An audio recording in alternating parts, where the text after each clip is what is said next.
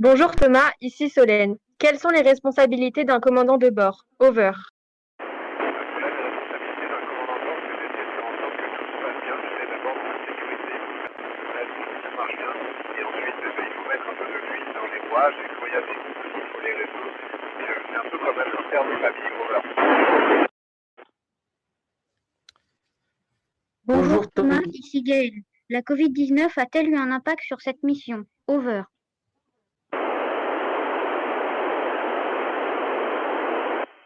Est-ce que vous pouvez répéter la question? J'ai pas entendu, over. Bonjour Thomas, ici Gaël. La Covid-19 a-t-elle eu un impact sur cette mission? Over. Gaël, c'est ça, la Covid-19 a-t-elle eu un impact sur cette mission? Oui, elle a eu un impact, on a essayé beaucoup de se protéger, on a pris beaucoup de précautions, on a été très isolés, c'était pas très drôle, mais finalement on a réussi à partir à l'heure et tout se passe bien, donc tant mieux, over.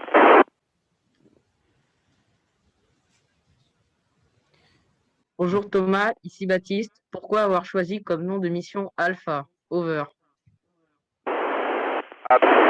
Écoute, j'ai choisi le nom de mission Alpha parce que ça se prononce pareil comme dans toutes les langues, parce que c'est l'étoile jumelle de l'étoile Proxima qui était ma première mission, et parce que c'est une tradition pour les missions françaises d'avoir des noms d'étoiles ou de constellations. Over. Bonjour Thomas, ici Mathis. Sur quel fuseau horaire êtes-vous? Over.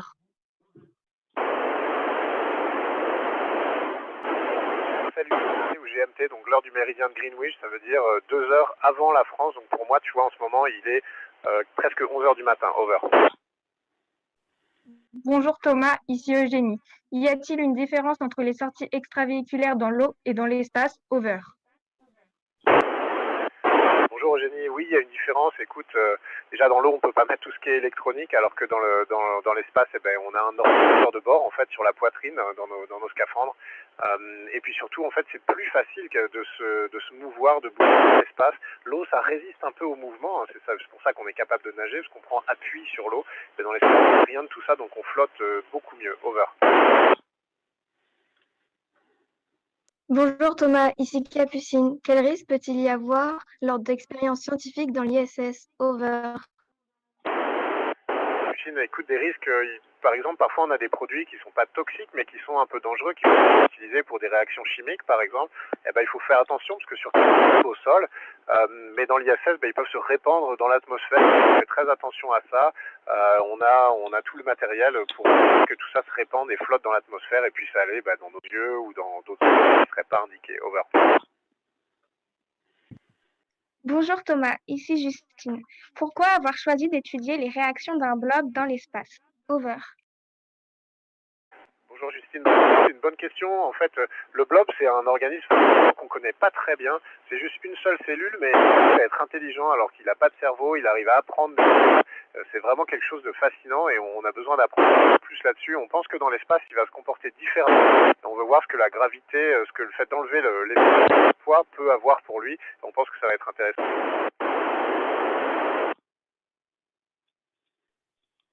Bonjour Thomas, ici Célia. Les blobs ont-ils une réaction face aux radiations bien plus puissantes dans l'espace? Over.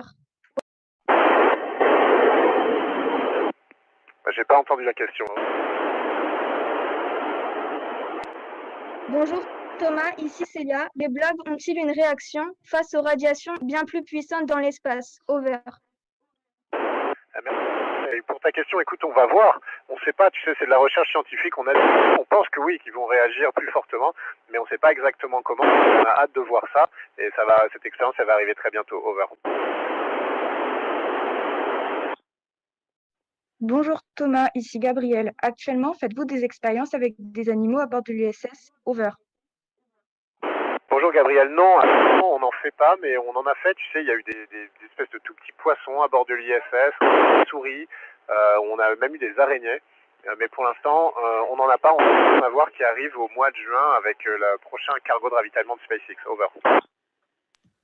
Bonjour Thomas, ici Yann. Avez-vous goûté aux légumes qui poussent sur l'ISS? Quel goût avait-il? Over.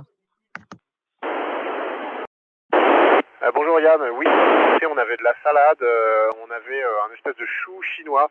Eh ben, écoute, c'était très bon, mais surtout, à mon avis, ça a le même goût que sur Terre, mais c'est juste que ça nous change de la nourriture en boîte de d'habitude, donc on était très contents de les goûter over. Bonjour Thomas, ici Ethan. Qu'est-ce que vous avez fait qui vous a le plus plu dans l'ISS Over? Super, moi j'adore regarder la Terre, mais tu sais, un truc que j'adore, c'est flotter le soir quand les lumières sont éteintes, me laisser flotter dans la station, c'est super agréable, t'es complètement dépourvu de poids, t'as l'impression d'être super léger, c'est comme dans les rêves quand on flotte et c'est ça que j'adore, over.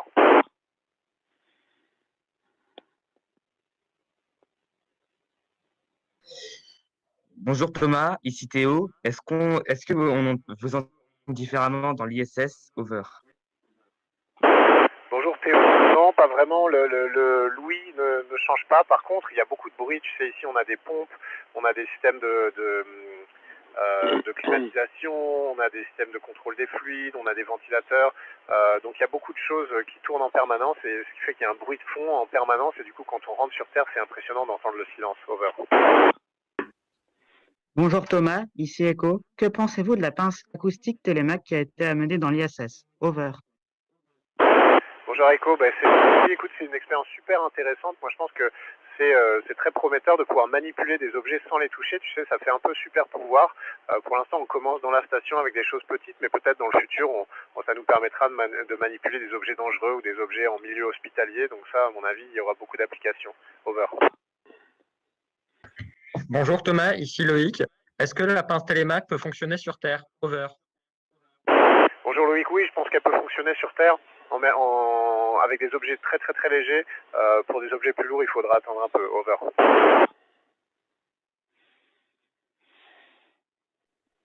Bonjour Thomas, ici Alix. Est-il vrai qu'une partie du matériel sera emballée dans une mousse comestible? L'avez-vous goûté? Over. Bonjour Alix. C'est vrai, on a demandé ça parce que les mousses ici, ça crée des déchets. Si tu veux, après il faut qu'on les jette, c'est compliqué. Donc on a demandé que ce soit comestible. On l'a pas encore goûté, mais ça va arriver bientôt. Over. Bonjour Thomas, ici Julie. Comment les études sur le vieillissement cérébral seront-elles utilisées? Over. Bonjour Julie, écoute, on renvoie les résultats dans les laboratoires, tu sais, dont les gens ont fait le travail de faire des recherches sur les traitements, par exemple sur la maladie d'Alzheimer. On peut utiliser de développer des nouveaux médicaments basés sur les résultats de nos études dans l'ISS. Over.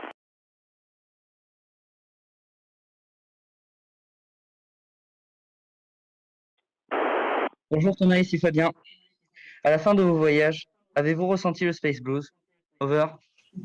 Très bien, non, à la fin de nos voyages, tu sais, on est content de rentrer sur Terre, de retrouver les siens. C'est un peu comme à la fin des vacances, t'es content de retrouver tes amis, ta chambre, etc. C'est pareil.